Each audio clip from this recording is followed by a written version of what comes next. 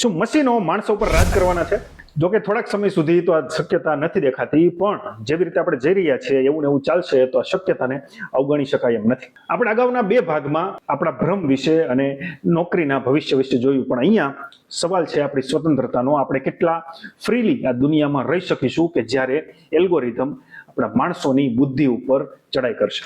અહીંયા લોજિક બહુ સિમ્પલ છે, કારણ કે જ્યારે ડેટાનો વિપુલ પ્રમાણમાં જથ્થો એલ્ગોરિધમ પાસે હશે ત્યારે એને એના મનગમતા કામ આપણી પાસેથી કરાવી શકશે, અને આપણે ખુદને નથી જાણતા એટલું એલ્ગોરિધમ આપણને જાણશે.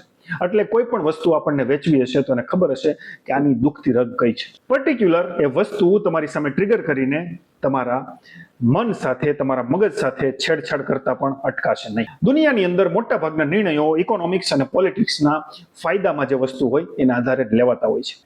અને જ્યારે આ વસ્તુ વ્યાપક પ્રમાણમાં આવશે, મશીનો, એલ્ગોરિધમ અને ટેકનોલોજી માણસોના બુદ્ધિની ઉપર, માણસોની ચેતનાની ઉપર જશે, ત્યારે આપણી શું હાલત થશે એ આપણે ખરેખર જોવા જેવું છે. તો ખરેખર આ વસ્તુનું સોલ્યુશન શું હોઈ શકે?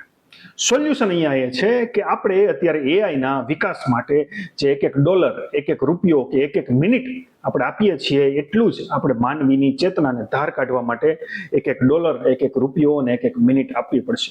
અત્યારે આપણે એનાલિટિકલ રીતે કે રિસર્ચની રીતે માનવીની ચેતના જે છે, કોન્શિયસ છે આપણું, એના વિકાસ માટે કે એને બહેતર બનાવવા માટે કશું જ નથી કરી રહ્યા. આ સ્પિરિચ્યુઆલિટી છે એ એની જગ્યાએ છે, પણ એનું એક્સેસ બધા જ લોકોને આસાનીથી નથી મળી શકતું. અને મોટા ભાગે સ્પિરિચ્યુઆલિટીની આડમાં અંધશ્રદ્ધા અને અંધભક્તિ ખરેખર વધારે પનપતી હોય છે.